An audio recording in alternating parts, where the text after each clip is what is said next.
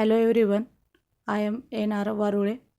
We will discuss about online lecture of class TY BSc paper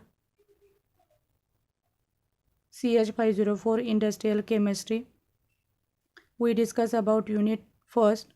We already discussed in previous lecture basic requirement of industrial chemistry.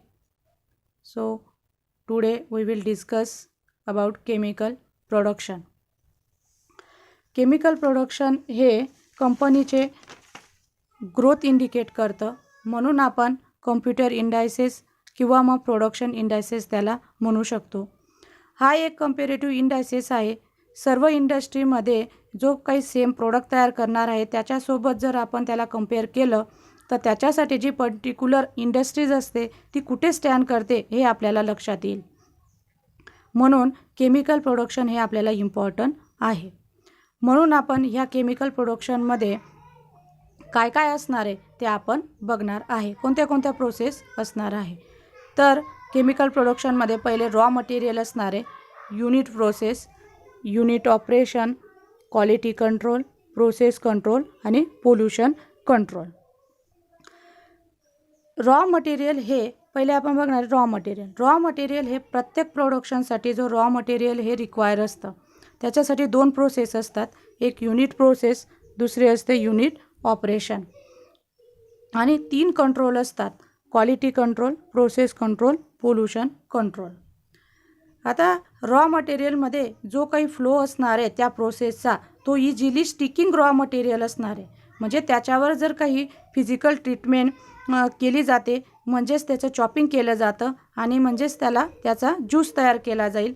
आणि ही जे काही process असणार आहे त्यालाच आपण काय म्हणणार आहे, युनिट ऑपरेशन. काय म्हणणार आहे, युनिट ऑपरेशन. ही झाली तुमची फिजिकल ट्रीटमेंट. नंतर आपण त्याच्यावर केमिकल ट्रीटमेंट करणार आहे. केमिकल ट्रीटमेंटमध्ये आपण एक्झाम्पल घेणार आहे शुगर केन. केमिकल ट्रीटमेंटमध्ये एक्झाम्पल घेणार आहे शुगर केन. शुगर केन त्याच्यावर जर आपण वेगवेगळ्या केमिकल ट्रीटमेंट केल्या तर शुगरमध्ये ज्या काही इम्प्युरिटीज असतात त्या आपण रिमूव्ह करू शकतो. काही कलरिंग एजंट असतात जे आहेत ते शुगर ज्यूसमधले त्यांना रिमूव्ह करण्यासाठी आपण ब्लिचिंग ॲक्शन असलेला केमिकल ॲड केला जातो. आणि नंतर फिजिकल ट्रीटमेंट झाल्यावर केमिकल ट्रीटमेंट झाल्यावर नंतर आपल्याला फिजिकल ट्रीटमेंट युनिट प्रोसेस करावी लागते. युनिट प्रोसेस झाल्यावर आपल्याला काय मिळणार आहे, एक प्रोडक्ट मिळणार आहे. तो असणार आहे आपला फायनली प्रोडक्ट असणार आहे. हे झालं केमिकल प्रोडक्शन. नंतर आहे रॉ मटेरियल. रॉ मटेरियलमध्ये जे काही वेगवेगळ्या प्रोसेस आपण यूज करत आहोत ते अनप्रोसेस्ड असतात. काय असतात, अनप्रोसेस असतात किंवा मग मिनिमली असतात. आपण त्याला नेचरकडून घेत आहोत. म्हणजे जनरली ह्या क्वांटिटीमध्ये त्याला आपण अशा कंडिशनमध्ये घेऊयात की आपण त्याच्यावरती प्रोसेस करू शकतो. आता मी जे तुम्हाला त्याच्यावरती तिथे एक ऑपरेशन दाखवलं होतं, युनिट ऑपरेशन. त्याचं जर एक्झाम्पलसाठी जर आपण शुगर इंडस्ट्रीचा वापर केला तर शुगर केन हे रॉ मटेरियल आहे. रॉ मटेरियलमध्ये शुगर केन यूज करताना जेव्हा आपण शेतामधून त्या इंडस्ट्रीपर्यंत पोचवतो तर त्याच्या आपण पीसेस करून देतो. आता जर तुम्ही पाहिले तर प्री क्रश पार्ट हे शुगर केनमधून नट्स तयार केले जातात आणि ते आपण इंडस्ट्रीला पाठवले जातात.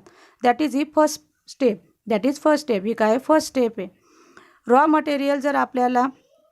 मटेरियलचा आपल्याला शुगर केनचा पूर्णचा पूर्ण कट्टा न मिळता त्याचं कटिंग केलेला पार्ट आपल्याला मिळतो. म्हणजेच ओव्हरऑल आपण जे काही शुगर केन ग्रोथ केली असेल तर त्याचे पीसेस करून आपल्याला मिळणार आहेत, जे आपण कंटेनरमध्ये भरून त्या इंडस्ट्रीपर्यंत पोहोचवणार आहोत. म्हणून त्याला आपण म्हणतो की अनप्रोसेस्ड, म्हणजेच कुठलीही प्रोसेस केलेली नाही किंवा मिनिमली प्रोसेस. काही वेळा रॉ मटेरियल हा मिनिमली प्रोसेस इम्प्युरिटीमध्ये असतात. त्या इम्प्युरिटी आपण रिमूव्ह केल्या जातात. अननेसेसरी जो पार्ट असतो त्या प्रोसेसचा तो रिमूव्ह केला जातोच. म्हणजे रॉ मटेरियलची डेफिनेशन म्हटली आहे, raw material or feedback is basic material used in production of goods, finish product. Goods किंवा ते फिनिश्ड प्रोडक्ट असतात. म्हणजे काही रॉ मटेरियल हे प्रायमरी रॉ मटेरियल नसून तर ते सेकंडरी रॉ मटेरियल राहू शकतात. जर एक्झाम्पल पाहायला गेलं तर आपण कॉटन हे रॉ मटेरियल आहे. कॉटनपासून आपण थ्रेड तयार करू शकतो आणि थ्रेड म्हणजे धागा तयार केला जातो. हा धागा आपण फिनिश प्रोडक्ट म्हणून आहे किंवा गुड्स आहे. काही वेळा हा धागा आपण असाच यूज करणार का? तर नाही, हा पुढे फॅब्रिक म्हणून तयार करण्यासाठी त्याचा वापर केला जातो. It act as a intermediate raw material. त्याचा उपयोग इंटरमिजिएट म्हणून सुद्धा केला जातो. नंतर आपण रॉ मटेरियलमध्ये एक्झाम्पल बघूयात. क्रूड ऑइलमध्ये फ्युएल येऊ शकतो. फ्युएलपासून आपण प्लॅस्टिक तयार करू शकतो, प्लॅस्टिक मिळतं. क्रूड ऑइलपासून आपल्याला बरेच काही स्टार्टिंग मटेरियल मिळतात. त्याच्यासाठी जर आपल्याला फार्मास्युटिकल इंडस्ट्रीमध्ये रॉ मटेरियल हे काही वेळेस खनिजं तयार करू शकतात. त्याचा उपयोग आपण जमिनीमधून त्याला रिमूव्ह करण्यासाठी करू शकतो. हे झालं रॉ मटेरियलचं. इंडस्ट्रीमध्ये कशा प्रोसेस होतात रॉ मटेरियलपासून आणि कसा ट्रान्सफॉर्मेशन होतं प्रोसेसद्वारे आणि फायनली प्रोडक्ट कसा तयार होतो, हे रॉ मटेरियलचं डिस्क्रिप्शन आहे. आजचा पिरियड आपण येथेच थांबूया.